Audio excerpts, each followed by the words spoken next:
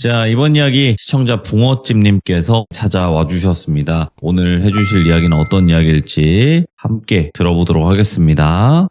네, 여보세요? 반갑습니다. 반갑습니다. 네, 아이고, 오늘 붕어찜님께서 오랜만에 오셨기 때문에 잘 모르시는 분들도 계실 수도 있어요. 네. 그래서 어떤 식으로 좀 귀신을 느끼고 보시는지 간단하게만 설명해 주시면 좋을 것 같아요. 저는 눈으로도 보고 이게 냄새를 느끼는 건 아주 가끔이고요. 대화도 가능한 정도로 좀 볼 수가 있고, 네. 예, 뭐 그런 것 같아요. 그게 설명할 게 없네요. 아니죠. 이게 있는 거예요. 저는 예를 들면 뭐 연기로만 느껴요. 뭔가 귀신의 그 기운만 느껴요. 아니요. 저는 눈으로 보고 코로 냄새도 맡고 그냥 뭐 오감 다 열려 있습니다. 이런 설명이 있어요. 네. 이게 전부 다 다르기 때문에. 하지만 그냥 뭐 눈으로 보면서 전부 다 느낄 수 있다. 이렇게 보면 될 거예요. 네. 그죠? 네. 네. 자, 그러면 오늘 이야기 어떤 이야기일지 바로 출발을 해보도록 하겠습니다. 렛츠가! 기리십니다. 붕어찜이에요.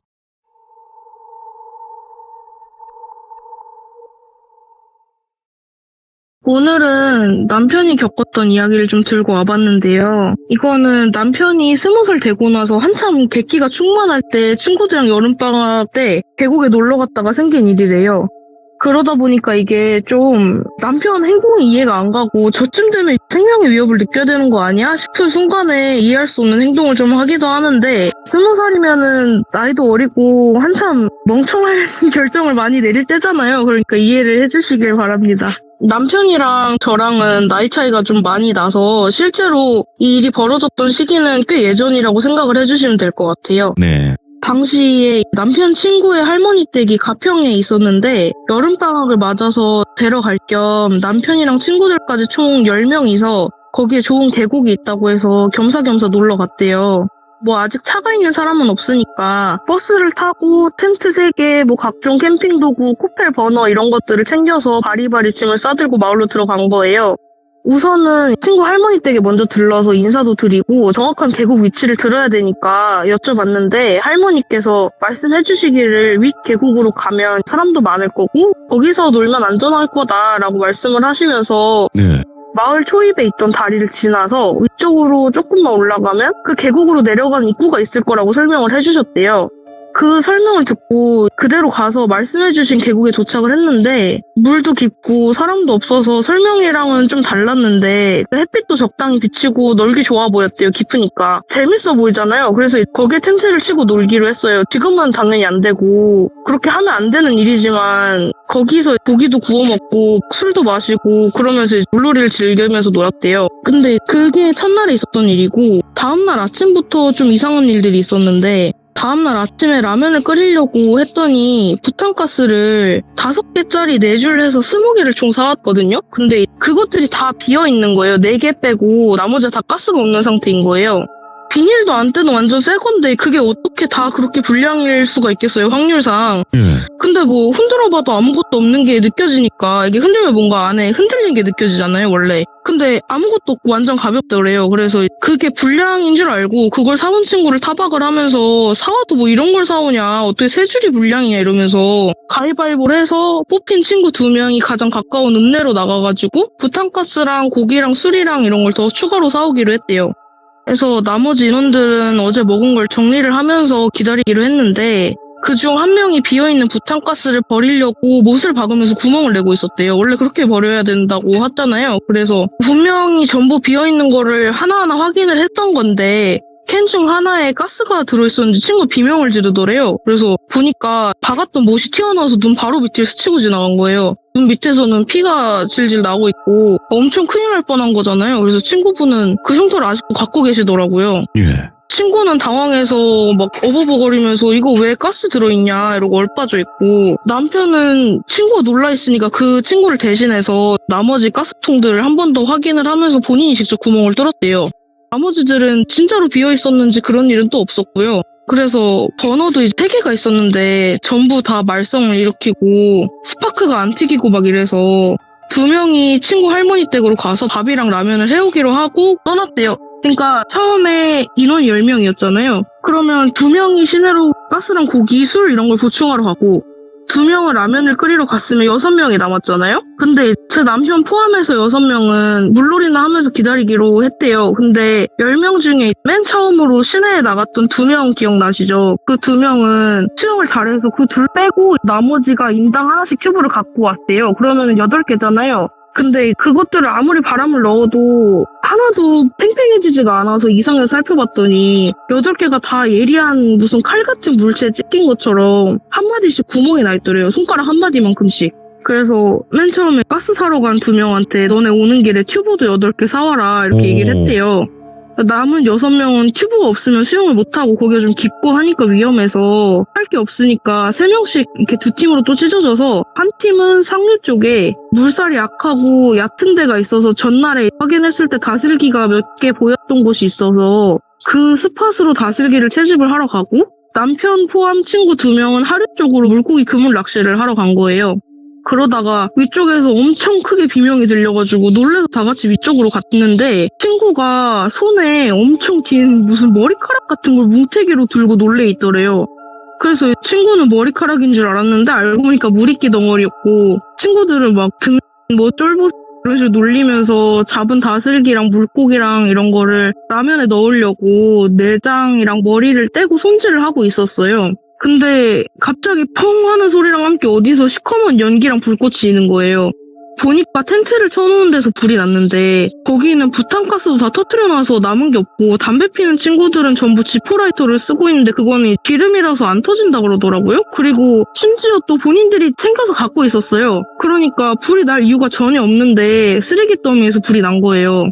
그래서 또 어쩔 수 없이 읍내에 나간 친구들한테 너네 오는 길에 텐트도 사오라고 했대요. 그때 이제 친구들은 뭐 강아지 새끼들아, 호땡 자식들아 막 이런 식으로 욕을 하면서 도대체 뭘 하길래 텐트를 태워먹냐 이런 식으로 궁시렁 대긴 했는데 뭐 알겠다고 했대요. 그래서 우여곡절 끝에 나간 거는 친구들이 8시쯤 흩어졌는데 오전 8시쯤 오후 1시나 돼서야 다 같이 다시 모이게 된 거예요. 네. 다슬기랑 손질한 물고기랑 이런 거 넣고 끓인 라면을 먹으려고 하는데 시내에 나갔던 그 2명만 그 라면에서 엄청 역한 비린내 같은 게 난다고 못 먹겠다고 딱 한 입 먹고 약간 구역질하면서 맨밥에 김치만 퍼먹었대요. 근데 다른 친구들은 아무도 이상을 못 느끼는 거예요. 쟤네 왜 저래? 이러고. 그러고 물놀이를 했는데 다들 빨리 지쳐서 저녁에 고기를 구워 먹으려고 준비를 한참 하고 있었는데 당일에 친구들이 새로 사왔던 고기가 있잖아요. 아침에. 그게 얼음이랑 같이 아이스박스에 있었는데 얼음이 다 녹아버리고 고기는 색깔이 약간 푸르딩딩하게 변해서 냄새가 심하게 나고 있었다는 거예요.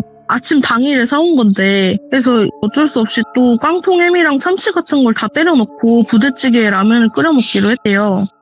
당시의 상황이 수영 잘하는 2명은 라면 때문에 탈이 나가지고 속이 안 좋다고 텐트에 누워있고 2명은 맥주를 마시면서 물놀이하는 4명의 친구를 바라보고 있는 상황이었어요. 그 4명은 다 전부 튜브를 타가지고 둥둥 떠있는 상황이었고요. 근데 남편이랑 다른 친구 하나는 밥을 하러 빠진 상태였는데 국물에 면만 넣으면 되는 상황에서 물놀이하는 친구들한테 이제 면 넣을 거니까 면 불기 전에 나와라. 이제 너네 슬슬 나와야 된다. 면 넣을 거야. 이런 식으로 얘기를 했대요, 남편이. 근데 물에 들어가 있는 친구들 쳐다도 안 보고 서로 마주본 채로 하늘을 바라보면서 이런 식으로만 대꾸했다는 거예요. 그래서 쟤는 왜 저러냐, 진짜 개웃긴다 이런 식으로 얘기하면서 친구 한 명이 막 사진을 연사를 찍었대요. 꽤 오래 그러고 있는데 다른 친구들이 점점 이상함을 느끼잖아요. 그래가지고 그 수영 잘하는 속 안 좋아가지고 이게 누워있던 그 2명한테 쟤네 상태 이상하니까 가서 니네가 건져와야 될 것 같다 이런 식으로 얘기를 해가지고 그 2명이 각자 2명씩 튜브에 달린 끈을 잡고 끌어당겨서 나오는데 이게 그 친구들이 하늘 쪽으로 고개를 꺾어서 하늘만 보면서 마네킹처럼 빳빳하게 굳어가지고 반응이 없었다는 거예요. 그러니까 이게 성인 남자 1명이 2명씩 끌고 나오는데 문제가 없었다는 거 이게 허우적대지도 않고 진짜 그냥 인형처럼 뻣뻣하게 끌려 나온 거죠. 그래서 물에서 나온 뒤에 친구들은 얘네 장난치는 줄 알고 막 장난스럽게 얼굴을 여러 번씩 때리면서 막 소리를 질렀대요. 야 일어나 그만해 막 이런 식으로.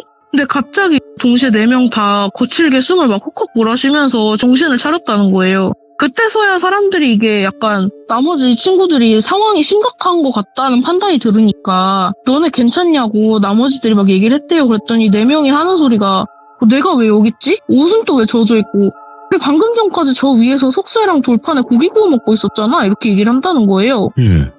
당연히 나머지 6명은 뭔 개소리야 하면서 너희 좀 전까지 물에 떠 있었잖아 이러면서 친구가 찍었던 그 연사 찍었던 거 있죠. 막 쟤네 개 웃긴다 이러면서. 근데 그 사진은 아무도 안 나오고 계곡 배경만 찍혀 있더래요. 그때가 해질 때쯤 이러니까 그 노을 배경에 계곡만 있는 거예요. 그래가지고 그 4명은 계속 저 위쪽에서 우리 고기 구워 먹고 있었지 않았냐 이렇게 주장을 해서 우리 기억 안 나냐 우리 아침에 사왔던 고기 이상하게 다 상해버려서 부대찌개 라면 끓여 먹기로 하지 않았냐 하면서 아이스박스를 열어서 보여줬는데 고기가 하나도 없는 거예요. 그래서 다들 물음표만 뜬 상태로 기절했던 친구들이 주장한 장소까지 올라가 봤대요. 예. 근데 거기에 불도 안 피워진 돌판이랑 석쇠 위에 그냥 그 푸르딩딩하고 냄새나는 썩은 생고기가 쭉 올라가 있는 거예요. 마치 굽는 것처럼. 근데 그마저도 절반은 이미 없는 상태고 한 줄은 이빨 자국이 나 있더래요. 그냥 생인데. 그걸 보고서야 다들 무섭다고 느낀 거예요. 근데 그중 누구도 그걸 티내지 않고 10명 다 약간 허세랑 가오를 잔뜩 부리면서 아 나 안 무서워 막 이러면서 해져서 껌껌해진 산을 당당히 걸어 나갔대요. 그 정도면 뛰었을 것 같은데 마을 이장님께 그 와중에 또 새롭게 텐트 치고 놀 장소를 알려달라고 하려고 이장님 댁으로 간 거예요. 그래서 거기서 지금 저희가 윗계곡에서 놀고 있는데 여기 말고 다른 데 텐트 치고 놀만한 계곡이 있냐 이렇게 여쭤봤대요. 근데 이장님께서는 무슨 소리냐 윗계곡은 들어갈 수가 없다 이렇게만 계속 반복을 하신다는 거예요. 그래서 아니다 지금 우리가 윗계곡에서 놀다 왔고 심지어 우리 거기서 잠도 잤다 이렇게 말씀을 드렸는데 아무리 말씀드려도 너네 뭔 소리 하냐 거긴 들어갈 수가 없는 곳이다 이렇게만 말씀을 하셔서 새로운 장소를 추천받는 걸 포기를 하고 텐트로 돌아갔대요. 근데 때마침 굵은 빗방울이 떨어지기 시작하는데 계곡 바로 옆에 텐트를 쳐놨는데 위험하잖아요. 그래서 거기서 자는 건 무리겠거니 생각을 하고 할머님 댁에서 자고 마저 술을 마시려고 텐트만 튼튼하게 재정비를 해서 쳐놓고 술이랑 부대찌개 라면을 들고 할머님 댁으로 갔대요. 근데 여기서 기억을 하셔야 되는 게 부대찌개 라면을 들고 갈 때 그럼 그 냄비를 한 명이 2손을 잡고 이렇게 들고 간 거잖아요. 냄비 들듯이. 그렇게 들고 갔어요. 근데 그날 거기서 밤새 술 마시면서 놀고 그랬는데 그때 비가 엄청나게 많이 왔대요. 날이 밝고 텐트 쳤던 곳으로 돌아가가지고 짐 챙기려고 하니까 갑자기 없던 펜스가 쳐져 있더라는 거예요. 큰 자물쇠가 걸려있고. 그래서 다시 이장님께 가서 저 안에 우리 짐이 남아있는 게 있을 수도 있지 않겠냐 뭐 대다수는 떠내려갔겠지만은 그래도 내려가 봐야 되겠다. 조금이라도 건져야 된다 이러고 문을 열어달라고 주장을 했고 이장님은 또 몇 년간 문을 안 열고 방치는데 니네 뭔 소리 하냐. 철조망 넘어갔냐 어떻게 갔는지 말을 솔직히 해봐라 이러고 오히려 혼나기만 했다는 거예요. 처음에 근데 할머니께서 여기를 알려주신 거잖아요. 와. 그러니까 남편 친구인 그 할머님 손자분은 억울함을 풀려고 할머니께 가서 할머니가 윗계곡에서 놀라고 하지 않았냐. 근데 이장님이 하룻밤 사이에 펜스를 치고 안 열어주신다 이렇게 얘기를 했다는 거예요.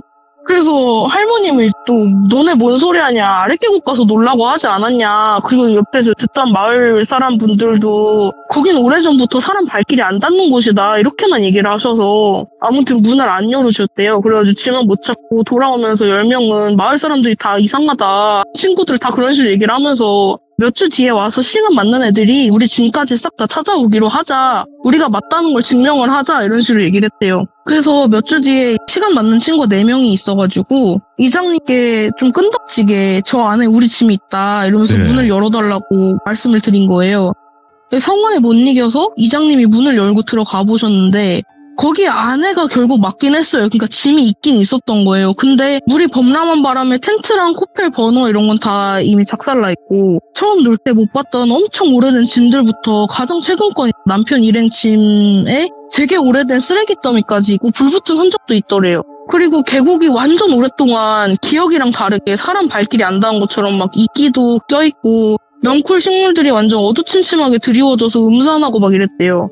햇빛도 처음에 잘 드는 줄 알았는데 한 줌도 안 드는 그런 장소였던 거예요. 친구 핸드폰으로 사진 찍었던 거 있잖아요. 그거랑 비교를 해봤는데 돌이랑 이런 바위 배치는 다 똑같아요. 그러니까 그 장소가 맞긴 맞는데 상태는 완전 다른 거죠. 그래서 알고 보니까 거기가 한 70년대쯤 됐을 땐가?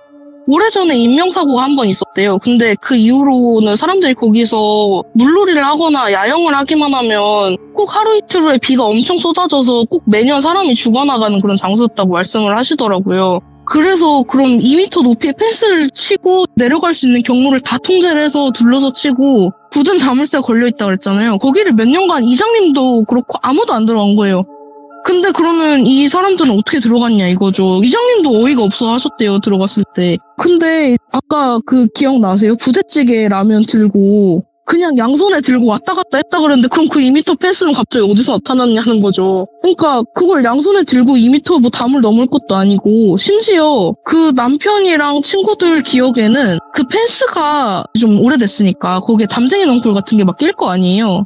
근데 그게 남편이랑 친구들 기억에는 그냥 키 큰 나무가 거기를 쭉 삥 둘러가지고 있고 거기에 넝쿨 식물들이 좀 해가지고 이렇게 커튼처럼 드리워져 있었다. 그래서 아 여기 운치 좋다 이러면서 들어갔대요. 본인들이 들어갈 땐 분명히 펜스가 없었다 이거죠. 그래가지고 어떻게 뭐 부탄 가스랑 이런 이상한 사건도 있었고 뭐 근데 거기서 다친 사람은 없었고 예. 그런 이상한 일이 있었어가지고 가져와 봤습니다.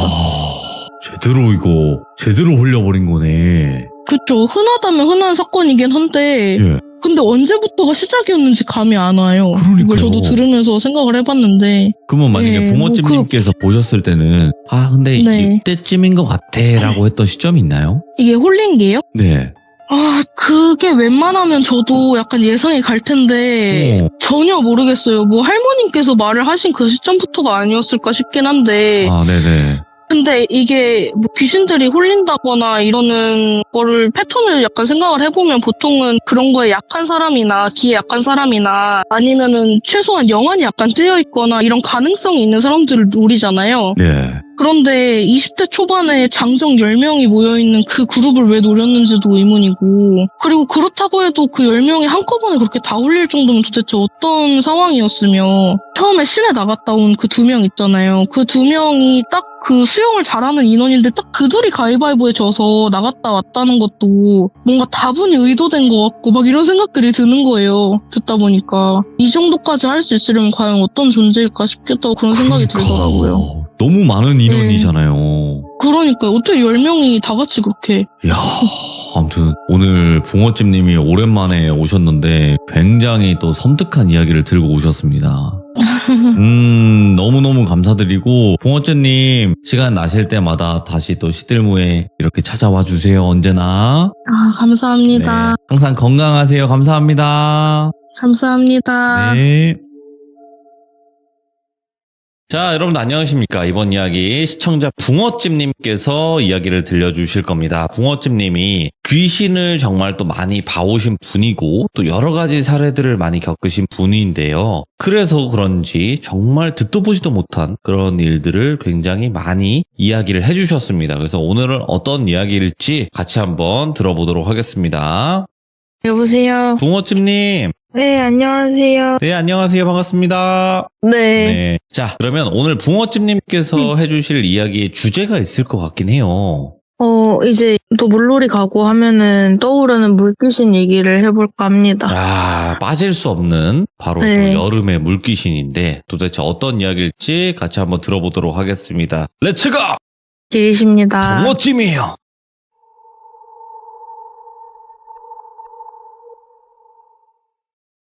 이거는 가평에서 있었던 일이고요. 이게 저랑 남편이랑 가평에 거의 처음으로 갔을 때 있었던 일인데 저랑 남편은 연애 때부터 간단하게 즉흥적으로 차박 가거나 캠핑 가는 거를 좋아해서 차에도 뭐 원터치 텐트나 돗자리 같은 건 넣고 다녔었거든요. 그래서 그날도 어딜 정해놓고 간 게 아니라 그냥 오늘 차박 갈까? 그러면 그래 이러고 정해진 거라 여기저기 돌아보면서 차도 세우고 차박할 만한 곳이 있나 찾아보고 그랬어요. 지금은 그렇게 하면 안 되지만 당시에는 그 차박 금지법이 생기기 전이라서 할 수 있었던 건데 또 그때는 저만 영안이 트여있는 상태여서 남편은 이게 보거나 느낄 수가 없는 상태였거든요. 그러다 보니 남편이 제 말을 믿어주긴 하는데 보진 못했으니까 사랑해서 믿어주지만 좀 반신반의하는 그런 상태였거든요. 근데 차박할 만한 장소를 찾다 보니까 괜찮은 작은 화장실이 있는 공터 같은 곳이 있어서 거기에 이미 차를 세워놓고 차박하시는 분들도 계시고 캠핑카도 몇 대 세워져 있는 거예요. 거기가 계곡 근처여서 내려가가지고 물놀이를 할 수 있는 그런 곳이었는데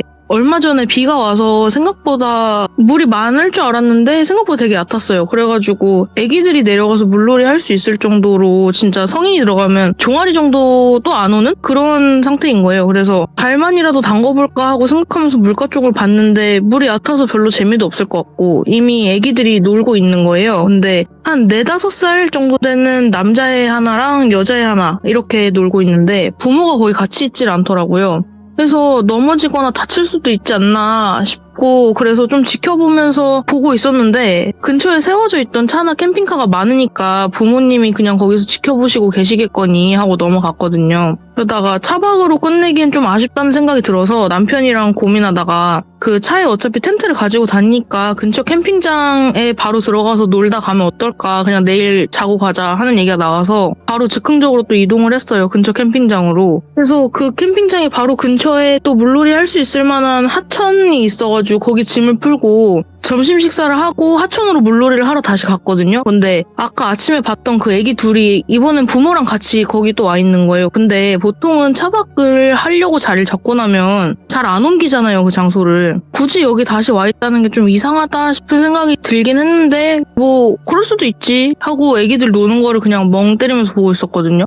근데 부모랑 딱 눈이 마주쳤는데 부모가 애기들을 보면은 보통은 그렇게 어린 애기들이 돌바닥 이런 데서 놀면 넘어질까봐 좀 지켜보면서 있어야 되는데 그 애기들을 보는 게 아니라 저를 쳐다보고 있는 거예요. 뭐야? 근데 표정이 좀 멍 때리는 표정? 그러니까 약간 넋이 나왔고 이러고 그냥 저를 계속 쳐다보고 있는데 이게 신경이 쓰이잖아요. 근데 이게 신경이 쓰인다고 해도 기껏 놀러 왔고 또 제가 물에서 노는 걸 되게 좋아하거든요. 그래서 신경 안 쓰고 눈치 안 보고 놀았어요. 근데 어느 순간부터 그 가족은 안 보였고 제가 왜 그랬는지는 모르겠는데 보통은 추워지면 알아서 나가잖아요. 근데 물놀이 하다가 시간이 지나서 날이 어두워지면 햇빛도 없어지고 수온도 차가워지고 그러다 보면 축구도 위험해지고 뭐 돌바닥도 잘 안 보이면 넘어질 위험도 커지고 이러니까 남편이 시간 늦었으니까 캠핑장으로 돌아가서 씻고 저녁 먹자고 타이르는데 제가 계속 거기서 너무 놀고 싶은 거예요. 근데 입술이 진짜 펄해지다 못해서 보라색이 돼갖고 돌돌 떨었대요. 남편 말로는. 근데 제가 그 당시에 추운지도 모르고 실제로 그 당시에는 그게 추운지도 몰랐어요. 춥게 느껴지질 않아가지고 물에서 나가기 그냥 너무 싫고 계속 여기서 놀고 싶고 남편이 나가자고 얘기하는 것조차도 남편이 너무 밉고 약간 원망스러운 그런 생각이 들더라고요. 진짜 이제 와서 생각하면 이해가 안 가는데 그래서 그렇게 저녁에 거의 해질녘까지 노을 볼 때까지 물에서 그렇게 버티고 있었는데 가랑비가 오는 거예요. 그 당시 물에서 놀다가 비 맞으면 엄청 춥잖아요. 근데도 물 밖으로 나가기가 너무 싫더라고요.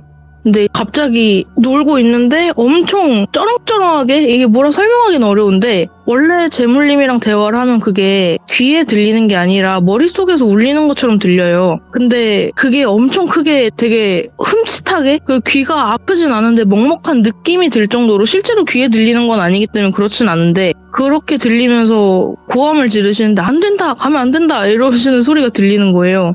재물님이 어떤 분이시냐면 저희 집에 가을이라는 고양이가 있는데 그 가을이라는 고양이 옆에 붙어 계시던 재물을 관장하시는 신이세요. 근데 제가 그 가을이가 어렸을 때 병들고 먹지 못해서 길고양이일 때 제가 그 아이를 데려다가 구조를 해서 저희 집에 키웠고 그걸 계기로 저희 집에 계속 머물고 계시는 분인데 제가 무당은 아니지만 저희 집에서 계시면서 뭐 기도나 이런 걸 드리지도 않고 하지만 밥을 먹을 때 뭐 식사 자리를 하나 더 마련을 한다든지 그런 식으로 좀 저희한테 뭔가 주시는 보호에 대한 감사를 드리는 분이거든요. 네. 무튼 그래서 재물님께서 와 계셨는데 이게 표정이 평상시엔 되게 온화하시고 기운도 옆에 계시면은 되게 따뜻한 느낌이 나요. 어떤 느낌이냐면 따뜻한 물에 몸을 담그고 있으면 제트스파에서 이렇게 따뜻한 물이 올라오잖아요. 그러면은 그곳을 주변으로 이렇게 따뜻한 물이 쫙 퍼지잖아요. 그게 느껴지잖아요. 예. 물속에 있는 것처럼. 그러니까 그게 재물님 곁에 가면 재물님으로부터 그렇게 따뜻한 기운이 퐁퐁퐁퐁 솟아나는 게 느껴지거든요. 근데 그날은 진짜 차가우셨어요. 진짜 화가 나신 거겠죠. 그래서 이게 표정이 화났다는 걸 넘어서 막 진노하신 표정으로 울그락불그락 하셔가지고 물에서 당장 나오라고 저한테 엄청 화를 내시는 거예요. 재물님 얼굴 딱 뵙자마자 이게 정신이 확 돌아오면서 엄청 추운 게 느껴지더라고요. 막 이빨이 따닥따닥 막 이러면서 떨리고 입술 보라색 된 것도 그제서야 좀 제대로 알게 됐고 남편이 얘기해도 이게 머릿속에 들어오지 않고 한 귀로 들어가서 한 귀로 흘러가는 느낌이었는데 딱 거울 보니까 내가 여기서 이렇게까지 놀았다고? 이러면서 놀라서 나오려고 했거든요. 그래서 나올 채비를 하려고 튜브랑 수경이랑 들고 딱 일어서자마자 빗줄기가 엄청 굵어지는 거예요. 맞으면 아플 정도로. 그래서 미친 듯이 쏟아지는데 캠핑장으로 돌아가려고 물기 닦고 짐 정리하고 차 트렁크에 넣으면서 제가 놀던 데를 뒤돌아봤는데 제가 물에서 나오고 그렇게 짐 정리하고 뒤돌아볼 때까지 5분도 안 걸렸거든요. 그런데 그 사이에 물이 범람해서 원래 안 젖어 있던 데까지 물이 올라와가지고 수위도 높아져 있고 거기가 거의 나뭇가지랑 이파리 섞인 흙탕물이 막 콸콸 쏟아져 내려가는 상태로 바뀐 거예요. 그러니까 아마 거기 있었으면 문제가 생겼겠죠, 저한테. 그래서 당연히 저는 추운 물속에서 무리를 했으니까 그날 밤에 열이 엄청 펄펄 났고 약을 먹고도 엄청 앓고 그날 밤에 되게 고생을 했거든요. 근데 남자친구도 하루 종일 제가 물속에서 안 나가겠다고 주장을 하니까 제가 이렇게 휩쓸리거나 넘어져서 다칠까봐 옆에 지켜주느라 물에 같이 계속 들어가 있어서 체력이 방전된 상태였거든요. 그래서 밤에 어두운 도로에서 졸음운전하면 그게 더 위험할 것 같아서 그냥 자고 다음날 아침에 일찍 돌아가기로 했어요. 그리고 다음날 집에 돌아가는 길에 처음에 차박하려던 스팟 있잖아요. 저희가 원래 자리 옮기기 전에 있었던 곳? 거기 가서 제가 첫날에 못 느꼈던 이상함을 느꼈는데 그게 첫날에 비가 온 후였다고 말씀을 드렸잖아요. 근데 계곡에 물이 없는데 지금은 비가 왔는데 저렇게 물이 많이 차 있으면 그때는 진짜 물이 없었던 게 맞나? 이런 생각이 들고 또 그 두 아이 외에 왜 거기 사람이 없었을까? 이런 생각이 드는 거예요. 거기가 계곡이고 차를 그렇게 많이 세워놨으면 사람들이 내려가서 물놀이를 하고 다른 아이들도 있고 했어야 되는데 네. 거기 사람이 없었더라고요. 지금 와서 생각을 해보니까 좀 소름이 끼치는데 그래가지고 진짜 물이 거기 없었던 게 맞나? 막 이런 생각에 좀 혼란스러웠고 또 거기가 막 물이 소용돌이 치면서 흙탕물 되었고 시꺼매져 있는 거예요. 안에가 안 들여다 보일 정도로. 근데 거기서 어제 본 애기 둘이 또 놀고 있는 거예요. 말이 안 되잖아요. 부모는 또 없고 그래서 거기서 확신을 했죠. 아 얘네가 사람이 아닐 수 있겠다. 그래서 옆에 남편이 있으니까 남편 눈이 안 뜨인 상태라서 저기 물놀이 하는 사람 있냐라고 물어봤는데 당연히 없지. 누가 저런 데서 놀아 이렇게 얘기를 하는 거예요. 그래서 알겠다. 뭐 더 이상 티는 안 내고 무서운 마음에 바로 집으로 갔고 그 다음부터는 가평에서 자주 놀긴 해도 그 계곡은 안 가요. 그리고 그 일 있고 난 직후에 집에 오고 한 하루 이틀 정도 지나서 거기에 대한 기사를 찾아봤거든요. 근데 정확한 신호는 안 나오는데 장마철에 계곡물 옆에 텐트 쳤다가 물이 불어나는 바람에 일가족 4명이 부모, 자녀 이렇게 해서 근데 그게 뭐 성별이나 신원 같은 건 안 나와서 모르겠으나 목숨을 잃었다 이런 기사가 있었거든요. 사실 그런 사건으로 돌아가신 분들은 워낙 많았었기 때문에 제가 그 본 가족이 그 기사의 당사자인지는 알 수가 없지만 그래도 이 일을 계기로 좀 귀신에 대한 경계심이 생긴 것 같아요. 그러니까 그 전에는 솔직히 말해서 조금 아니란 생각으로 아 내가 재물님이랑 같이 있는데 무슨 일이야 나겠어 이런 느낌이었지만 좀 정신을 바짝 차리고 뭔가 이상하다 싶으면 안 하는 그런 일을 만들지 않는 처음부터 그런 계기를 좀 얻게 된 것 같아요. 교훈이죠. 그러니까 이게 뭐라 해야 될까요? 지켜주는 존재가 있는 게 굉장히 든든한 거잖아요. 그렇죠. 그쵸. 근데 그게 만약에 지켜주지 못한다고 느꼈을 때 오는 공포감도 있을 거고.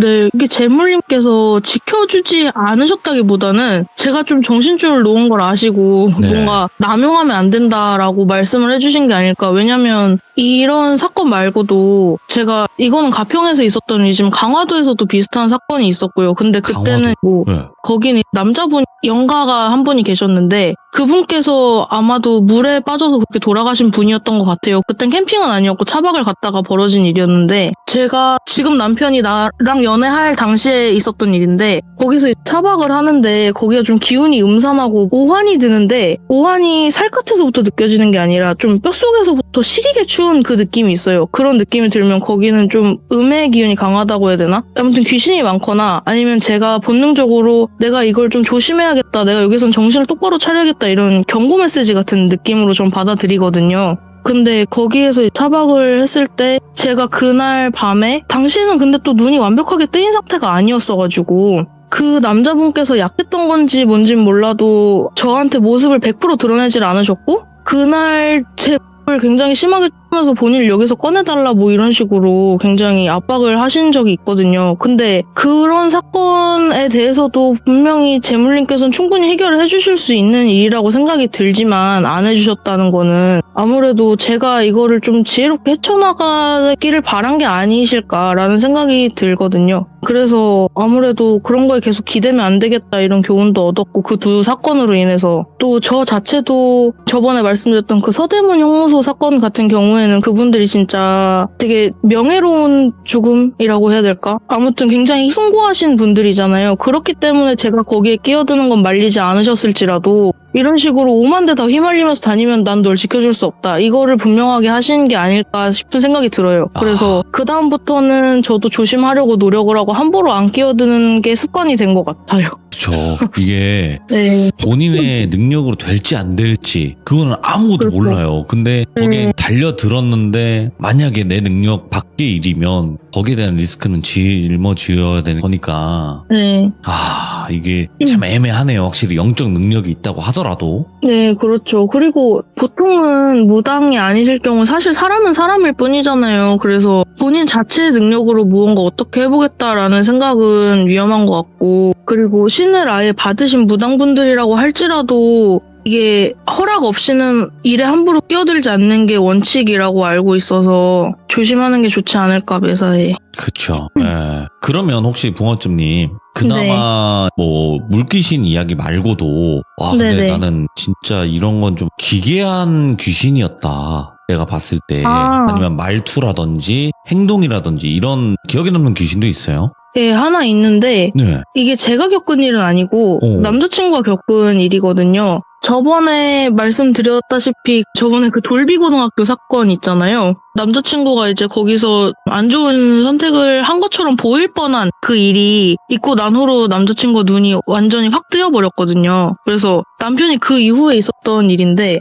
그 남편이 저랑 당시에 조금 싸우고 뭐 잠깐 헤어졌다가 다시 만났다가 이런 기간이 있었어요. 그래서 남편이 그 당시에 좀 속상해가지고 술을 많이 마셨대요. 이게 보이는 것도 힘들고 근데 저랑도 뭔가 사이가 좀 안 좋고 이러니까 그래서 술을 마셨는데 그 마시러 가는 길에 어떤 노숙자 아저씨가 앉아 있었다는 거예요. 그분이 근데 얼굴이 되게 심한 곰보였대요. 요즘은 좀 보기 힘든 그 정도로 곰보고 되게 막 얼굴에 딱지도 많고 되게 더럽고 피부도 때 안 벗긴 것처럼 막 까맣고 지저분하고 이런 행태였는데 그분이 앉아 계시면서 동전을 구걸하고 계시더래요. 그래서 남자친구가 약간 집에서 이미 술을 한 잔 걸치고 다른 술집 가고 술을 먹으려고 한 거라 살짝 술이 된 상태로 그 남자분께 이거 돈 모아서 뭐 하시려고요? 하면서 동전을 주려고 앞에 쪼그랐대요. 쪼그려 앉았는데 그분이 딱 되게 놀란 것처럼 쳐다보시더니 술 먹으려고 이러셨다는 거예요. 그래가지고 술이요? 술 드신다고요? 이러고 말을 했는데 그 남자분이 정신 차리니까 없어졌대요. 그러니까 사람이 아니었던 거죠. 그래가지고 내가 미쳤나 보다. 내가 미쳐가지고 먼저 말을 걸었네. 이거 큰일 났다. 이러고 되게 걱정하고 술을 마시러 가는데 갑자기 눈앞에서 불쑥 튀어나오면서 나 술 사줘 이랬다는 거예요. 이거는 아는 체를 하면 안 될 것 같잖아요. 딱 봐도 그분 몰골도 그렇고. 그래서 술을 본인이 마시러 가는 길인데도 계속 무시를 했대요. 그랬더니 거의 한 일주일 정도를 잠도 못 자게 괴롭히고 계단에서 막 불쑥 튀어나오고 진짜 뒤로 넘어져서 큰일 날 뻔도 하고 계단이 좀 가파른 곳이었는데 막 그런 식으로 잠도 못 자게 가위 누르고 막 앞에서 불쑥 튀어나오고 깜짝 놀래키고 진짜 일상생활이 안 될 정도로 괴롭혔대요. 그래서 내가 뭘 해야 이 짓을 그만할 거냐라고 물어봤는데 술 사줘. 계속 이 말만 반복을 해서 술 사달라니까 술 한 잔만 사주면 안 괴롭히지 막 이런 식으로 거의 놀리듯이 막 얼굴도 점점 괴상하게 변하면서 그 얼굴이 곰보였다 그랬잖아요. 그 눈앞에서 막 그 얼굴에 여드름이랑 고름 이런 거 터트리면서 좀 징그럽게 막 뚝뚝 흘리면서 굉장히 본인 요구를 들어주게끔 만들었다고 하더라고요. 그래서 결국에는 술을 사줬대요. 소주를 큰 거를 페트 소주를 사고 앞에 뭐 마른 안주랑 이런 걸 사가지고 겸상한답시고 식탁에다가 혼자 먹으려고 놓고 술 잔도 상대편 쪽에 하나 놓고 그러니까 본인 집에 혼자 있는데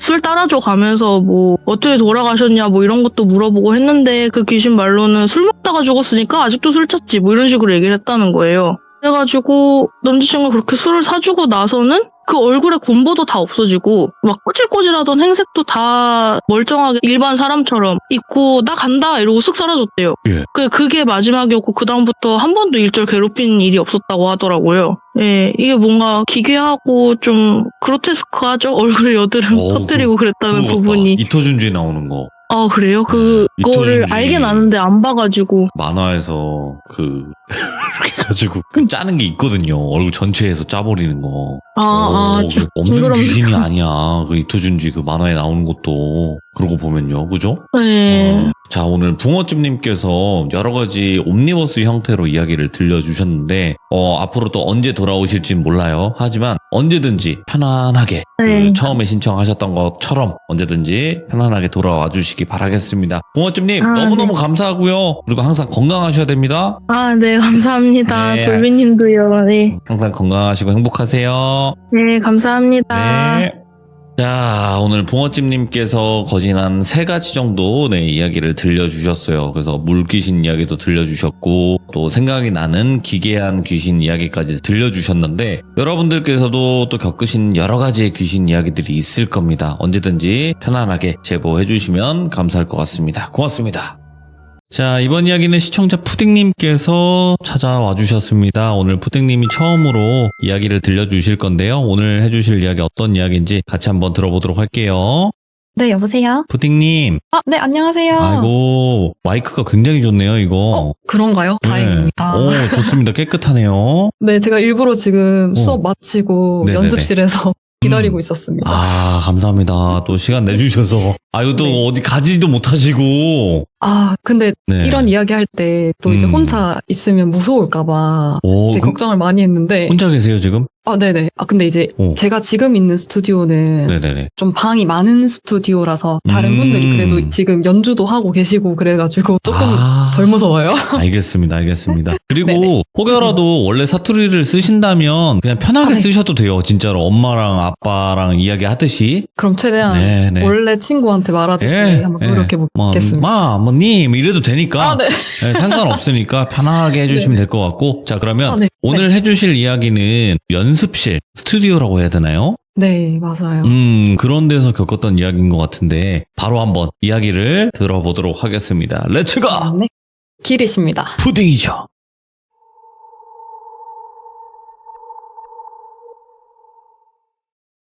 네, 제가 일단 직업이 보컬 트레이너로 활동을 하고 있어요. 그래서 사업을 시작한 지는 2년에서 2년 반 정도 접어들고 있는데 처음 사업을 시작할 때 필요한 게 아무래도 제가 수업을 할 수 있는 장소가 필요하잖아요. 그래서 보컬 수업 같은 경우에는 다른 건 사실 필요가 없고 방음이 잘 되고 그리고 피아노 정도만 있으면 충분히 수업을 진행할 수 있기 때문에 그런 스튜디오 방을 빌리고 있었는데 네. 스튜디오가 시간별로 대여를 할 수 있고 아니면 월 대여가 있어요. 이제 월 대여로 들어가면 한 달 동안 그 방은 좀 원룸처럼 오롯이 제 방으로 쓸 수 있기 때문에 수업을 할 수 있는 시간 제약도 없고 가격도 시간제보다 훨씬 저렴하다 보니까 저도 당연히 월 대여를 구하고 있었죠.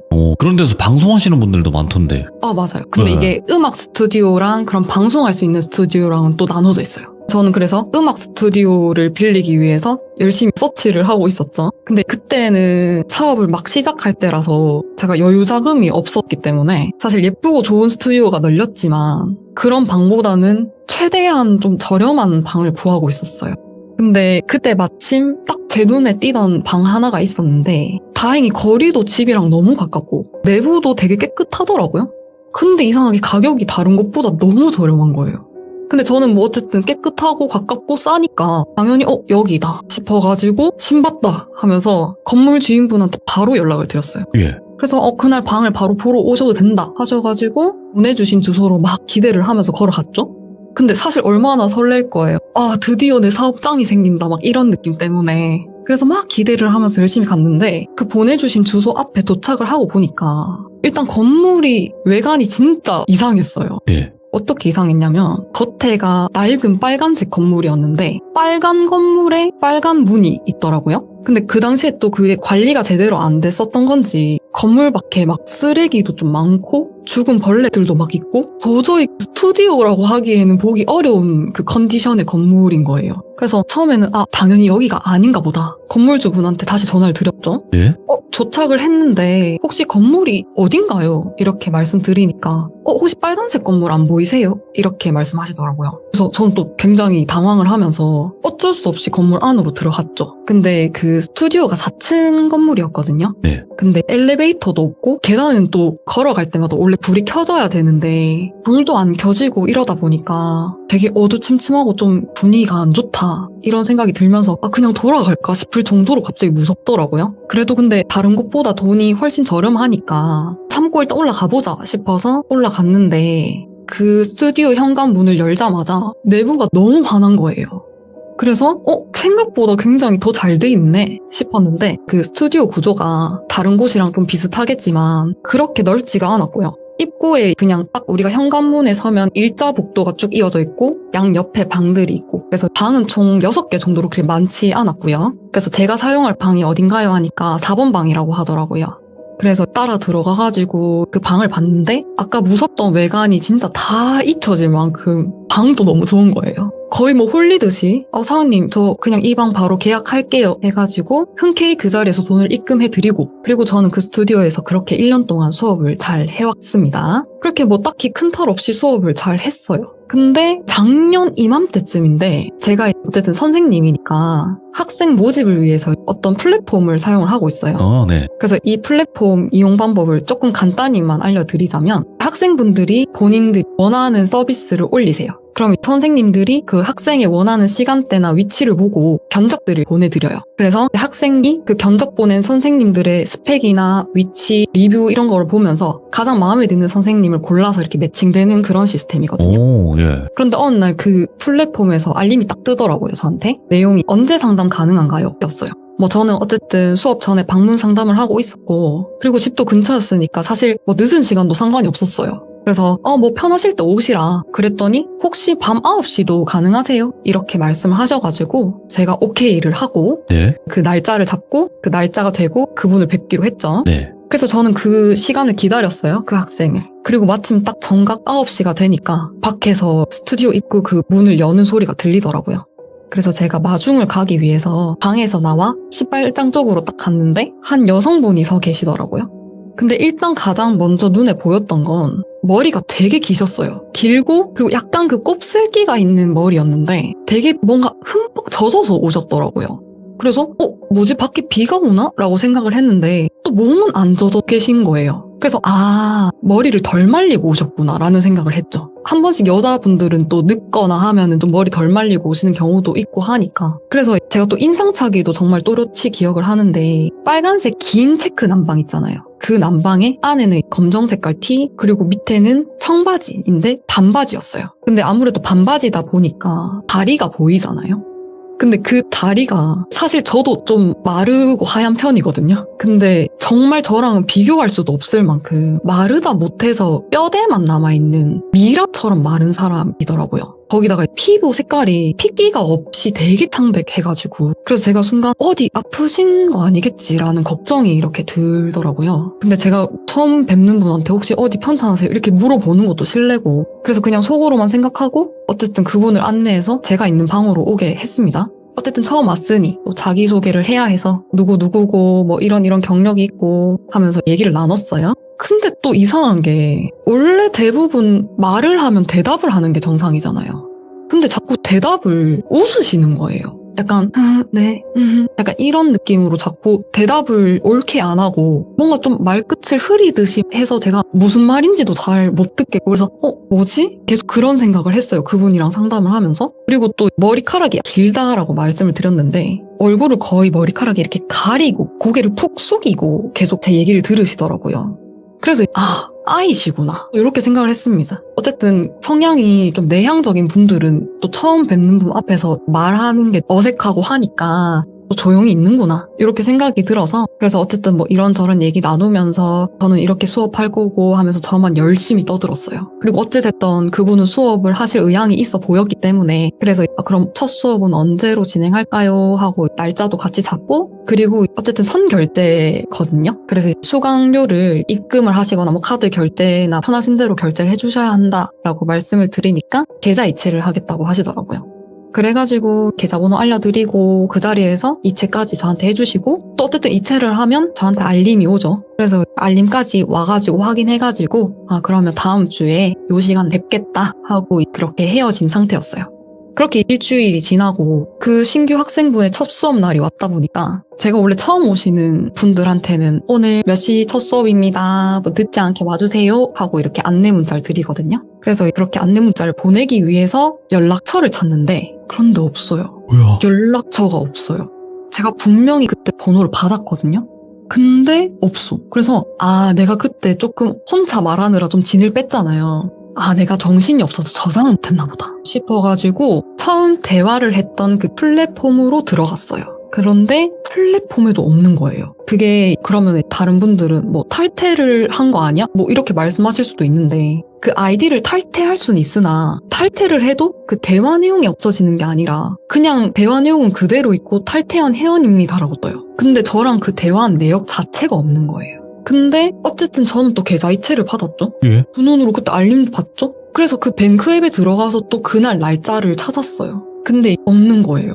그래서 이거 뭔가 좀 이상하다. 그래서 제가 또 날짜를 착각한 걸 수도 있으니까 그 달을 전체를 봤는데도 없는 거예요. 그래서 어쨌든 저는 정말 또렷이 기억하잖아요. 그때 그 상황을. 그러니까 어쨌든 약속이니 내 휴대폰이 잘못된 걸 수도 있으니까 일단 가서 기다리자라는 생각으로 다시 스튜디오로 갑니다. 그렇게 가서 그 약속한 시간 9시가 오기 전까지 계속 기다리고 있었어요.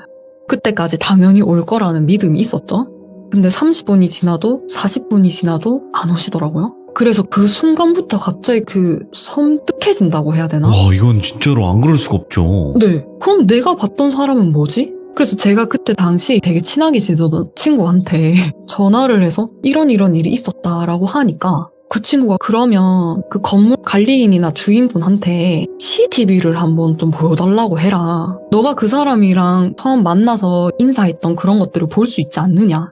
그렇구나. 그래서 저는 제가 미치지 않았다라는 것을 인증받기 위해서 네. 그 건물 주인분께 다시 연락을 드렸어요. 근데 그 건물 주인분이 또 되게 착하신 분이셨거든요. 그래서 제가 처음에 CCTV를 좀 보여달라 이렇게 말씀을 드리니 혹시 뭐 도난 당하셨냐고. 왜냐면 뭐 어쨌든 그 안에 또 사람들이 있으니까. 근데 제가 뭐 그런 건 아니고 그냥 뭐 좀 일이 있는데 확인할 게 꼭 있다. 그래서 흔쾌히 오케이 하시더라고요.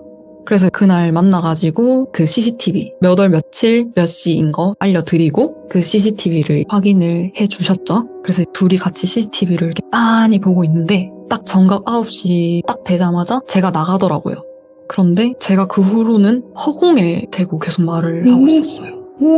그러니까 아무도 없는 앞에서 문이 열리지도 않았는데 인사를 하고 뭔가 말을 막 하더니 제 방으로 가더라고요. 막 웃으면서 제가 소름이 갑자기 끼치는데 예. 그래서 정말 저는 그 자리에서 뻥 졌죠. 아니 뭐지? 뭐가 홀린 건가? 아닌데 그럴 리가 없는데? 근데 그 같이 보던 관리자분 있잖아요. 예. 그분이 갑자기 이러시더라고요. 그래서 제가 왜 그러세요? 하니까 그 관리자분이 저를 이렇게 되게 심각한 표정으로 혹시 젖은 머리 여자였어요? 이러시는 거예요.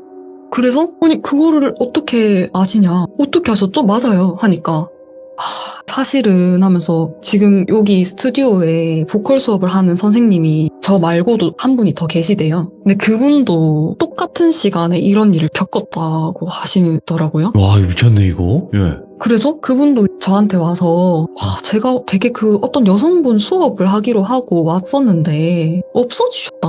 그래서 지금 학생이 없어졌다. 그래서 CCTV를 또 보여달라. 이런 얘기가 전에도 있었던 거죠.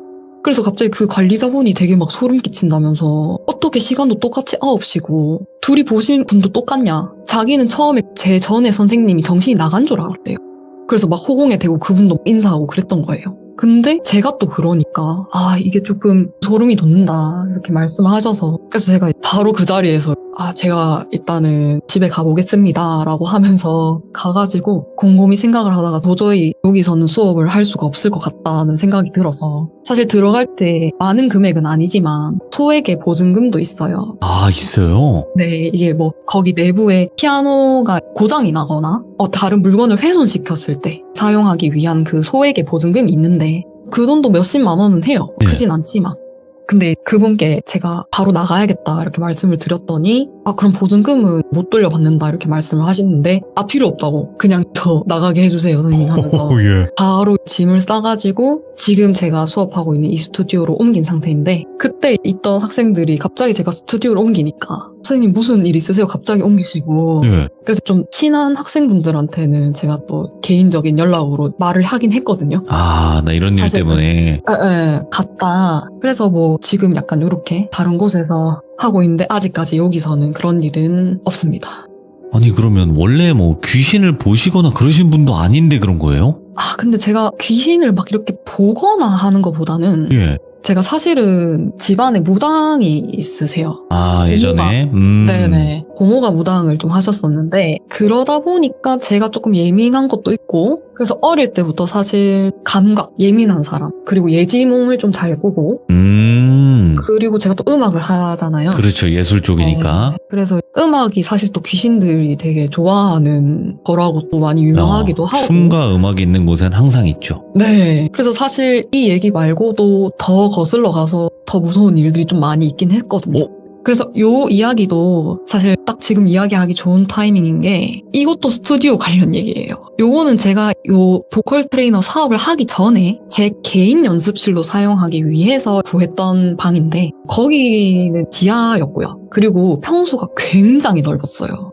그러니까 혼자 사용하기에는 방이 너무 넓은 그냥 다른 방이 없고 그냥 지하실이었어요. 거기는. 그래가지고 거기를 쓰시던 분이 원래 미술 같은 걸 하시던 분이셨대요. 네. 그래서 미술 작품 같은 거를 이렇게 놔두고 좀 전시해 놓고 하는 그런 약간 창고처럼 쓰는 방이었다고 했는데 어쨌든 뭐 거기서 나가야 된다 하면서 되게 싸게 또 올려놓으셨더라고요. 그래서 저는 또 가격도 되게 저렴하고 이렇게 넓다, 너무 좋다 하면서 그곳에 계약을 해가지고 거기서 제가 음악 작업도 좀 하고 노래도 하고 그렇게 했는데 이제 이사를 짐을 어쨌든 넣어야 되잖아요. 예. 거긴 어쨌든 제 컴퓨터가 들어가야 하는 곳이었기 때문에 근데 그렇게 짐을 옮기는데 천장에 부적이 있더라고요. 부적이 천장에 있었는데 제가 사실은 그런 걸 또 잘 느끼기도 하고 그냥 부적을 조금 꺼림직해 해요. 근데 어쨌든 기분이 너무 나쁘잖아요. 이게 무슨 부적인지도 모르는데 이게 왜 붙어있지? 약간 이런 생각이 들면서 괜히 왔나? 이런 생각이 들어가지고 짐을 다 옮겨놓고 부적을 그러면 안 됐는데 귀족 여러분들은 함부로 부적을 손대시면 안 됩니다. 천장이 좀 높았거든요. 의자를 이렇게 갖다 대고 올라가서 제가 그냥 기분 나쁘다고 부적을 탁 빼버렸어요. 그런데 부적이 이렇게 찢겨서 어쨌든 떨어졌죠. 그래서 그걸 이렇게 막 구겨가지고 쓰레기통에 버렸어. 근데 정말 거짓말처럼 그날부터 몸이 너무 아픈 거예요. 그리고 일단 그거는 둘째고 어쨌든 이사를 했으니까 작업을 해야 되잖아요, 거기서. 근데 제가 작곡도 하거든요. 오, 예. 근데 작곡을 하면 미디 프로그램에 연결되어 있는 마스터 건반이라는 게 있어요. 네. 피아노처럼 치면은 컴퓨터에서 소리가 나오는 건데 갑자기 제 피아노가 저절로 눌러지더라고요, 피아노가. 그래서 기계 오류겠거니 또 그렇게 생각을 했는데 제가 그때 이제 작업을 하던 게 가이드 녹음을 해야 했었어요. 그래가지고 피아노를 일단은 선을 빼놓고 소리 안 나게 그리고 녹음을 하기 위해서 녹음을 했는데 녹음을 하고 나서 우리가 소리를 들어봐야 되잖아요. 근데 소리를 듣는데 꽤 깨끗하게 녹음이 됐더라고요. 그래서 그래도 여기 되게 좋다. 공간감 때문인지 녹음이 되게 잘 된다 하면서 그날 정말 필이 받아가지고 정말 열심히 녹음을 했어. 그렇게 해가지고 이제 녹음 완성을 하고 어쨌든 가이드 본이기 때문에 이게 그때 같이 일하던 분한테 그 파일을 전송을 드렸어야 됐거든요. 그래서 이제 그 파일을 전송을 드리고 이제 전 집으로 갔죠. 근데 그날 밤부터 고열에 시달렸어요, 제가. 정말 원인을 알 수도 없는 고열이었는데 그래서 제가 그때 응급실도 갔거든요. 너무 아프니까. 근데 뭐 CT도 찍고 뭐도 하고 했는데 진짜 아무런 원인이 없다고 하시는 거예요. 원래 뭐 열이 나면 연중 수치가 좀 높거나 뭔가 있어야 되는데 다 정상이시다. 그래서 그럼 왜 그렇지? 했는데 이사하면서 몸살 났나? 이렇게 생각을 했죠. 근데도 이게 열은 떨어져도 계속 아픈 거예요. 그러니까 제가 연습실을 갈 수가 없는 거예요. 너무 아파서. 그래서 몇 날 며칠 이렇게 누워가지고 막 있었는데 그날은 무조건 가야겠다 싶어서 어떻게든 아픈 몸을 이끌고 연습실로 갔어요. 그래서 딱 가가지고 그날도 좀 작업 좀 하려고 하는데 그 PC 카톡을 우리가 연동을 좀 해놓는 분들 계시죠. 저도 그런 상태였는데 갑자기 카톡이 딱 뜨더라고요. 그러면서 누구누구님 파일 받은 거 제가 확인을 해봤는데 파일이 좀 이상하다 이렇게 연락이 오신 거예요. 그래서 어떤 게 잘못됐냐 하니까 뭔가 이상한 소리가 자꾸 녹음이 됐다는 거예요. 그래서 무슨 소리냐 하니까 자기도 잘 모르겠는데 녹음할 때 뭐 누구 같이 있었냐 이렇게 말씀하시는데 전 그날 혼자였거든요. 예. 그래서 아니요 저 무조건 혼자였고 아무도 없다. 여기 지하실이라서 소리 뭐 외부에서 들리고 이런 것도 없는데 왜 그러시냐 하니까 아니 어떤 여자분이 자꾸 툭탁툭탁 거린다는 거예요. 파일에서. 아닌데 내가 들었을 땐 그런 거 없었는데 왜냐면 저도 확인을 하고 보내드리잖아요. 그래서 그럼 저 그 파일을 저한테 다시 한번 보여주실 수 있어요? 라고 하니까 알겠다 해서 저한테 주셔가지고 제가 그 음량을 최대로 키워서 들어봤는데 진짜 어떤 여자분들이 한 명도 아니야. 2-3명쯤 되는 분들이 꼴 좋다 이런 소리가 막 들리는 거예요. 제가 녹음을 하는데 전 이제 아플 텐데 막 이런 그래서 이게 무슨 말이지? 하면서 저도 계속 유추를 했죠 그 단어를. 근데 저 이제 아플 텐데 키키키 약간 이런 느낌이었어요. 예. 그래가지고 그때 또 너무 섬뜩한 마음을 가지고 있는데 또 피아노가 자동으로 쳐지는 거예요. 그냥 딩 이런 소리. 네. 와 갑자기 또 막 소름이 쫙 끼치면서 아무것도 못하겠고 갑자기 숨도 못 쉬겠는 거예요 거기서. 그래서 다시 급하게 나와가지고 밖에서 가쁜 숨 몰아쉬면서 어떡하지 막 속도 너무 울렁거리고 미치겠는 거예요. 그래서 어쩔 수 없이 다시 집으로 갔고 그리고 나선 도저히 제가 거길 또 갈 마음이 안 생겨서 그래서 안 갔어요. 사실 1년을 계약을 했는데 그 일이 한 달 안에 다 일어난 일이에요. 제가 중간에 이렇게 또 나가기에는 너무 민폐잖아요. 예. 그래서 11개월을 가지 않고 돈을 냈어요. 근데 그 정도로 정말 가기가 너무 무섭고 가기만 하면 1시간 이상은 못 버텨요 거기는. 몸이 일단 너무 아프고 눈도 빠질 것 같고 그리고 거기 조금이라도 오래 있으면 고열을 시달리면서 아프고요 그날. 그리고 거기가 또 화장실이 바깥에 연결이 돼 있었어요 지하다 네. 보니까. 근데 그 화장실 혹시 아실지 모르겠지만 문이 위에 네모나게 조그맣게 문이 불투명한 게 있었어요. 유리? 그 화장실. 네네 맞아요. 근데 거기서도 제가 손을 씻는데 뒤에 어떤 약간 시꺼무리한 형체가 있길래 누구지 싶어서 문 열었는데 아무도 없고 약간 그런 걸 제가 많이 겪었어요. 그러니까 더 이상은 못 있겠다라는 생각이 좀 있어가지고 그치. 그냥 예. 그 아까운 돈을 내면서 근데 정말로 신기하게 그 연습실을 안 가기 시작하고 한 달 뒤쯤부터 정말 건강해졌어요 제가. 그래가지고 이거는 뭔가 이게 연습실에 문제가 있는 것 같기도 하다 이런 생각을 또 하면서 그래서 아무래도 이게 부적을 함부로 떼서 그렇지. 생긴 그게 아닌가라는 생각이 또 들어가지고 또 열심히 기도를 드렸던 그런 그러니까 썰이었습니다. 함부로 떼면 안 돼요. 그리고 네. 또 영적인 걸 느끼고 타시는 분들이 있을 거 아니에요. 많을 거 아니에요. 예술하시는 분들 맞아요. 중에서. 맞아요. 좀 그런 거를 아예 믿지는 않되 조심할 건 조심하자가 제일 좋은 것 같아요. 맞아요. 제가 너무 무지했던 것 같아요. 그냥 찝찝하네 하면서. 그래서 이제는 뭐 부적이 사실 제가 지금 살고 있는 오피스텔에 예. 왠지 모르겠지만 입구 온 사방에 부적이 붙어 있거든요. 그리고 집 안에도 부적이 붙어 있어요. 근데 뭐 이거는 어쨌든 집 주인분의 그거기 때문에 제가 함부로 할 순 없고 사실 마음 같아서는 그것도 떼고 싶었는데 또 괜히 그랬다가 또 그럴까봐 그래서 저는 그때 그 잠깐 아팠던 게 그나마 그래도 다행이다라고 생각이 들긴 하더라고요. 더 이렇게 뭔가 안 당했던 게. 예. 그래서 뭐 그런 일이 있었고 그래서 저는 사실 무당집도 잘 안 가요. 근데 저 잘하신 거예요. 왜냐면 제가 네. 그 말씀 드리려고 그랬어. 그러니까 음. 이런 게 좀 어떻게 보면 어중간하잖아요. 완전히 보는 것도 아니고 못 느끼는 것도 아니고. 근데 네, 너무 애매해. 네, 이런 분들 중에서 아예 안 믿든가 아예 완전 맹신하든가 이 둘 중에 하나를 하시니까 네네네. 이 중간이 없어요. 아예 안 믿을 거면 안 믿어버리고 믿을 거면 완전히 맹신하시는 분들이 많아요. 정말로. 네, 그래서 네. 최대한 그런 쪽과는 일단 거리를 둬보는 게 가장 좋지 않을까? 네, 생각을 해요. 맞는 것 같습니다. 근데 뭐 어쨌든 요 앞에 두 이야기를 하면서 네.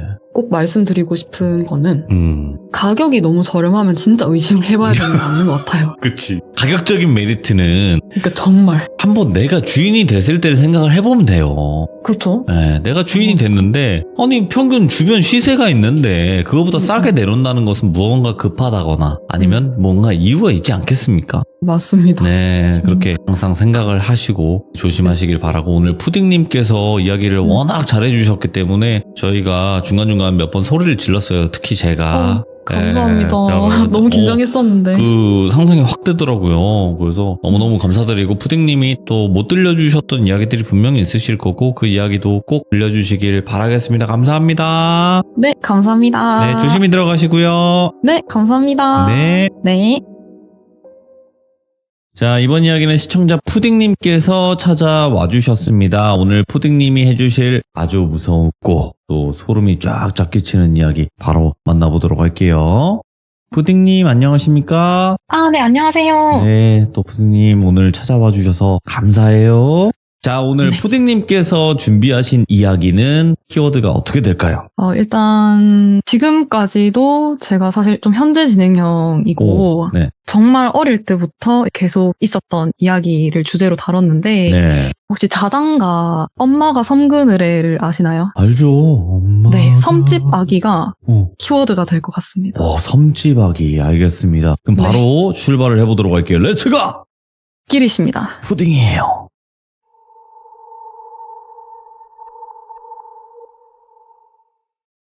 저는 보컬을 전공을 하고 있는데 고등학생 때도 역시 예술고를 가려고 했지만 모든 부모님들이 마찬가지로 내 아이가 사실 예술을 하고 싶다라고 했을 때 흔쾌히 그래 하고 밀어줄 부모님은 사실 몇 없다 생각해요. 아무래도 일반적으로 공부해서 대학하고 취업하고 그런 안정적인 루트가 있는데 예술 같은 경우에는 워낙 좀 힘들기도 하고 또 잘 되면 대박이지만 안 되면 똑박인 경우가 많다 보니 네. 저희 부모님도 그때 당시에 제가 노래를 하겠다고 했을 때 조금 반대하는 분위기셨어요. 그래서 제가 중3 때 고등학교 진학을 위해 이야기를 했을 때 저는 예술고등학교를 다니고 싶다 이렇게 말씀드렸지만 어머님은 반대를 하셨죠. 그리고 또 물론 위에 이유도 있지만 어머님 아시는 분께서 제가 16살 때부터 20살까지는 귀문이 좀 많이 열려있는 시기라서 위치가 뭐 어디 쪽, 뭐 음기가 강한 쪽 이런 데는 가지 말고 라고 했는데 제가 가려고 했던 학교가 딱 음기가 강한 쪽이었어요. 주변에 보살집, 무당집 이런 게 좀 많고 그래서 뭐 안 된다는데 계속 조를 수도 없잖아요. 그래서 결국 이야기 끝에 나온 해답은 학교는 인문계를 다니고 대신 야사를 하지 않고 보컬 학원을 다니라는 게 어머니와 저의 합의였어요. 그렇게 저는 인문계를 가게 되었고 야사를 하지 않았지만 막상 인문계를 다니니까 생각보다 더 힘들었어요. 아까 말씀드렸듯이 제가 야자를 하지 않았기 때문에 그리고 그저 전공이 다를 뿐인데 야자를 하지 않고 노래를 한다라는 그 이유만으로 제가 공부하지 않고 노는 아이처럼 비춰졌었나 봐요. 선생님이 그런 부분이 반에 물을 흐린다라고 생각을 하시고 은근 차별도 좀 하시고요. 그리고 또 친구들하고 제가 관심 분야가 다르다 보니까 대화도 잘 통하지 않았고 이런저런 이유로 저는 그냥 학교 생활이 점점 힘들어서 갔죠. 근데 우리 기종님들도 학교 다니실 때 한 번씩 하셨을 수도 있기는 한데 가끔 한 교실을 학교에서 정신감정 테스트 같은 걸 했었어요. 정신감정 테스트? 네네, 설문지를 주고 문답을 하면 뭐 한 달 있다가 제 정신이 건강한지 우울한지를 알 수 있는 테스트였는데 그때 당시에 제가 거기서 우울증이 너무 심한 단계로 나온 거예요. 그게 어느 일정 수치가 넘어가면 부모님한테 연락이 가는데 그게 제가 된 거죠. 그래서 학교에서는 부모님이 호출되셨고 부모님과 선생님의 대화 끝에 현재 땡땡이가 문제가 되는 건 학원 문제인 걸로 판결이 나서 선생님께서 부모님께 예술고등학교로 혹시 전학 가는 걸 고려해보면 어떠냐고 대신 예고기 때문에 가려는 전공에 맞춰서 편입시험을 보셔야 됩니다 라고 권유를 하셨고 엄마와 아버지는 깊은 고민 끝에 편입시험을 보는 것에 대해 승낙을 하셨죠. 그리고 편입시험의 결과는 다행히 합격을 했습니다. 그래서 어머님은 그곳에 제가 다니는 걸 뭐 그닥 반가워하진 않으셨지만 합격을 했으니 그렇게 저는 예술고등학교에 여름방학이 지나서 편입을 하게 되었고 앞자리 학생이 노래를 부르면 뒷자리 학생이 기타를 치는 정말 유튜브로만 보던 그런 생활이었어요. 다 다재다능한 친구들이니까. 맞습니다. 근데 다만 정말 이상한 게 그 학교에 몇 가지 중요한 규칙 같은 게 있었거든요. 첫 번째는 오후 6시 이후에는 절대 교실에 남아있지 말 것. 두 번째는 다른 과 선배에게는 인사하지 말 것. 왜인지 모르겠지만 이런 규칙들 아래 잘 지켜가며 저는 즐거운 학교 생활을 했던 것 같아요. 그리고 몇 개월이 지나고 나서였는데 겨울이 좀 다가오는 시점이었거든요. 예고 같은 경우에는 일반 수업이 끝나고 나면 주에 한 번씩 각자 전공에 맞춰서 방과 후에 1대1 레슨을 하게 돼요. 레슨을 하는 시간은 제가 정할 수가 없고 랜덤인데 이게 제일 늦게까지는 한 8시 반까지 레슨이 있어요. 그런데 또 하필 제가 그 마지막 타임이었던 거죠. 아, 그래서 학교가 뭐 그때 당시 마친다 하면은 뭐 3시쯤 됐었으니까 예. 못해도 5시간은 남잖아요. 다른 친구들은 늦은 시간에 레슨 있으면 집에 있다가 다시 학교를 오거나 아니면 또 저희 학교가 번화가 근처였기 때문에 그쪽에서 놀다가 오거나 했어요. 근데 저는 집거리도 상당히 멀었고 그 당시에 제가 또 학교를 가서 붙어 다니던 제 같은 반 남자친구가 있었어요. 이제 그 남자친구를 돌비라고 하겠습니다. 돌비랑은 아무래도 커플이다 보니까 자신이 레슨이 없어도 한 명이라도 레슨이 있으면 그때까지 기다려줬다가 함께 하교를 하곤 했어요. 그래서 그날도 제가 레슨이 저녁에 있으니 돌비가 함께 기다려주기로 했습니다. 원래 같으면 항상 저희가 즐겨가던 근처에 카페가 있었거든요. 거기를 가서 놀아야 하는데 그날따라 진짜 뭔가 엄청 밖에서 놀기가 귀찮은 날? 몸이 무겁다라고 해야 될지 네. 그날이 진짜 딱 그런 날이었거든요. 그래서 제가 돌비한테 야 오늘은 반에서 그냥 놀자라고 이야기를 했어요. 그러니까 돌비는 뭐 어쩌겠습니까? 제가 있고 싶다는데 그래서 뭐 그러지 뭐 하고 쿨하게 넘겼어요.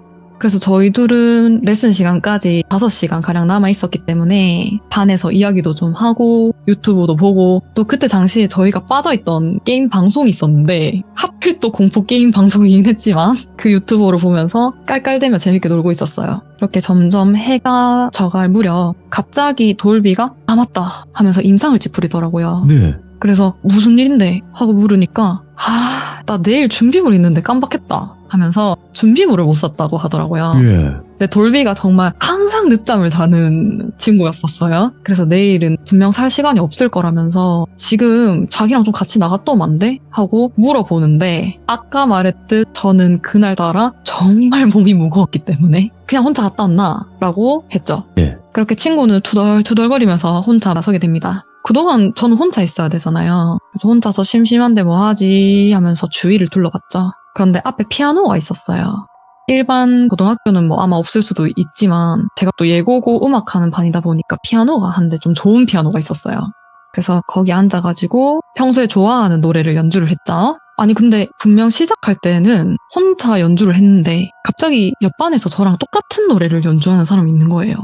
소리가 들리잖아요. 반이 저희가 한 8개 정도 있었고 저희 반은 5반, 피아노를 따라 치는 반은 4반이더라고요. 그런데 4반이 국악과예요. 저희 과가 아니라. 그리고 그 시기에는 또 그런 게 있으면 안 되지만 이게 나름 과끼리 기싸움이 있어요. 그래서 분위기가 그렇다 보니 괜히 저도 지면 안 될 것 같다는 생각이 좀 들어서 일부러 곡을 막 좀 어려운 걸로 바꿔가지고 연주를 하기 시작했어요.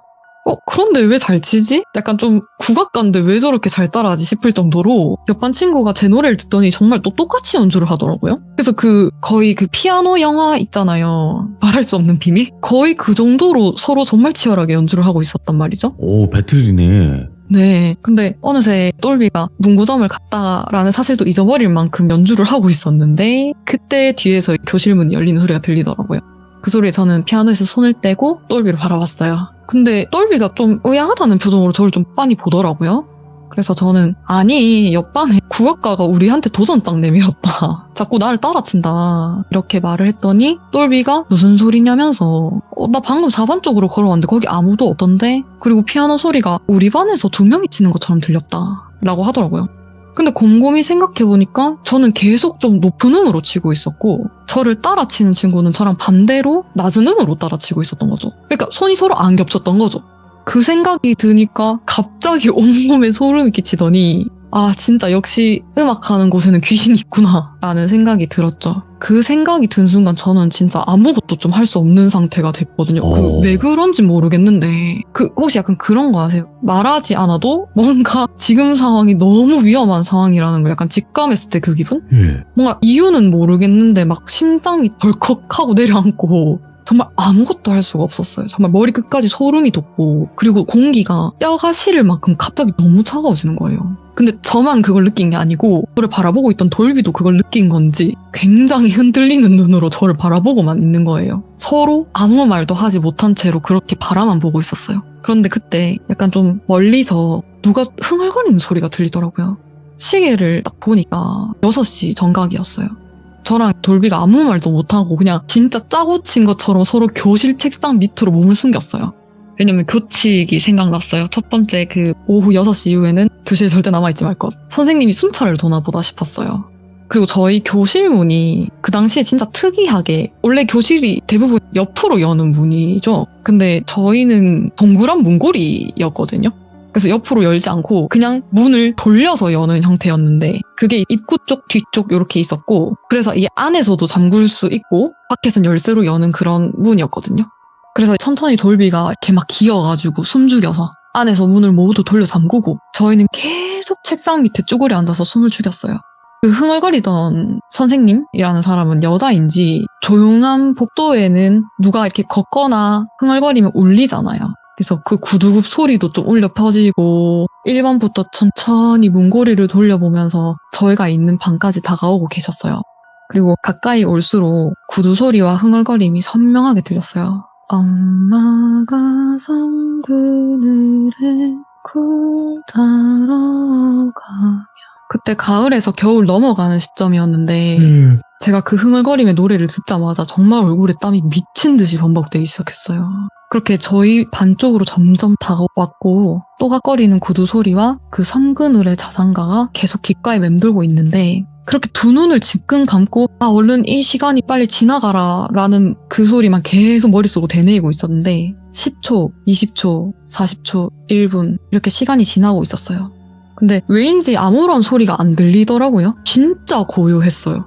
그래서 이때다 싶어가지고 돌비랑 저랑 눈으로 사인을 주고받고 정말 미친 듯이 반 밖으로 뛰어나왔어요. 그렇게 학교 밖까지 뛰어가지고 저희가 자주 가는 카페로 거의 쫓기듯이 들어갔고 거기서 이제 겨우 숨을 좀 돌릴 수 있었는데 원래 그 사람이 죽을 뻔한 공포에 살아남으면 온몸에 힘이 풀려버리는 거 아세요? 그때 저랑 돌비가 딱 그런 기분이었는데 거의 뭐 그렇게 헐떡이는 숨을 조금 내쉬면서 좀 열심히 뛰었고 너무 긴장했으니까 카페에서 늘 먹던 좀 초코라떼 이런 거 좀 시키고 자리에 앉았죠. 돌비는 선생님 때문에 너무 무서웠다면서 이야기를 하는데 저는 도저히 그 찝찝한 기분이 가시지가 않는 거예요. 왜냐하면 그 자장가가 저한테 나름 사연이 있는 노래거든요. 이건 이제 제가 5살 때로 잠시 시점을 좀 돌려보겠습니다. 예. 제가 한 6살 때까지는 엄마의 자장가를 들으면서 잠에 들었었어요.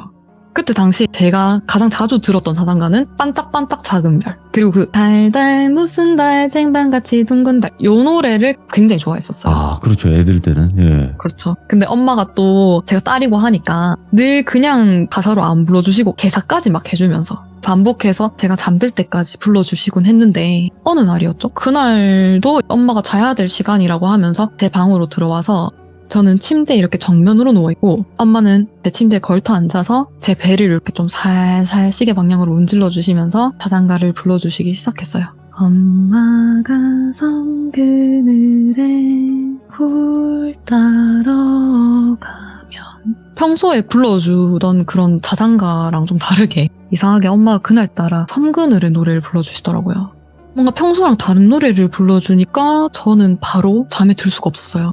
원래 우리가 장소가 바뀌어도 잠을 못 자고 노래가 바뀌어도 잠을 못 자거든요. 그런데 노래가 한 중간쯤에 바다가 들려주는 이쯤 갔을 때 제가 침대에 누워있으면 제 시야 바로 정면에 제 방문이 있었어요. 그런데 그 방문이 활짝 열려 있었거든요. 복도에 불이 켜져 있고 방 안에 불이 꺼져 있으니까 약간 역광 때문에 뭔가 바로 자세히 보이지는 않아요. 근데 뭔가가 반 정도 형체가 약간 보여가지고 그래서 제가 조금 더 눈을 크게 뜨고 한참을 바라봤어요. 근데 그 어두운 곳에서도 계속 바라보면은 형체가 또 또렷해지잖아요. 근데 어떤 여자가 구두를 신고 몸을 약간 반쯤 내놓고 반쪽 눈으로 계속 이렇게 저를 쳐다보는 거예요. 그리고 얼굴이 굉장히 파랬어요. 그래서 저희 엄마가 그 불러주는 그 섬집 아기 자장가에 맞춰서 마치 립싱크를 하듯이 웃으면서 입을 뻐끔뻐끔 하고 있는 거예요. 그래서 저는 너무 무서워서 막 소리를 지르면서 울었고 그 후에는 왜 그러냐는 엄마의 질문에 제발 그 노래 부르지 말아달라고 신신당부를 했던 기억이 나요. 그래서 이제 놀랍게도 약간 그 노래가 아니면 다른 자장가를 부르면은 그 여자가 나타나지 않았거든요.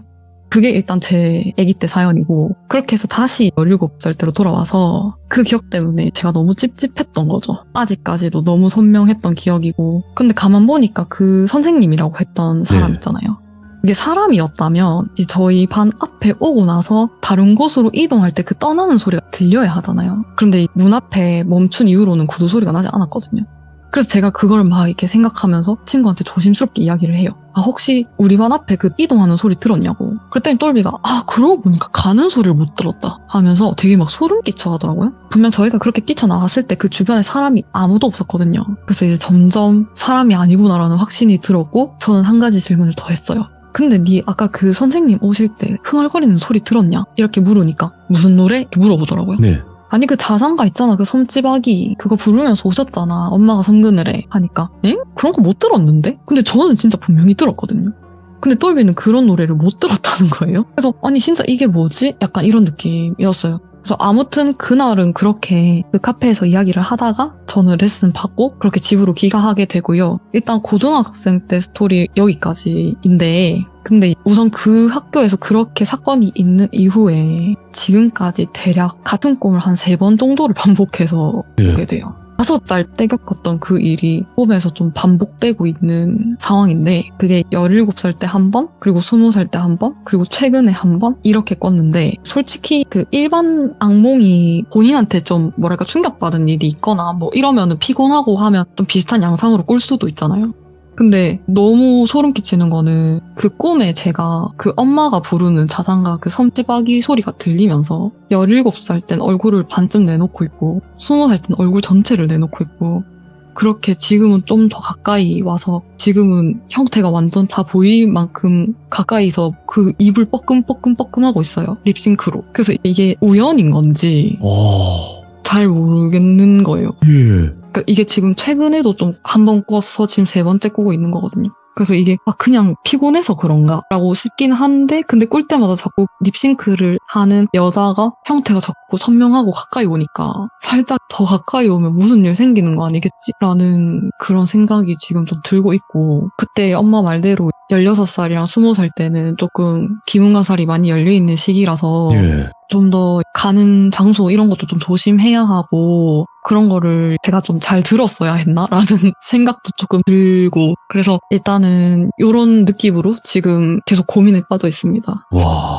아니 아까 그 노래도 불러주시는데 그 노래가 원래 되게 엄마의 마음이 느껴지면서 인정되는 노래인데 맞아요. 그래서 제가 진짜 노래를 정말 많이 부르지만 이 노래만큼은 듣기도 힘들어하고 부르기도 조금 힘들어해서 아까 부르는데도 막 목소리가 떨리는 거예요. 너무 무서워서. 그럴 수 있겠다. 이게 누군가에게는 듣기도 싫은 노래일 수도 있는 거지. 네. 그런데 이게 어쨌든 뭐 기종 여러분들도 그렇고 돌비님도 그렇고 워낙 무당 이런 거 관련돼서 좀 많이 들어보시고 아시잖아요.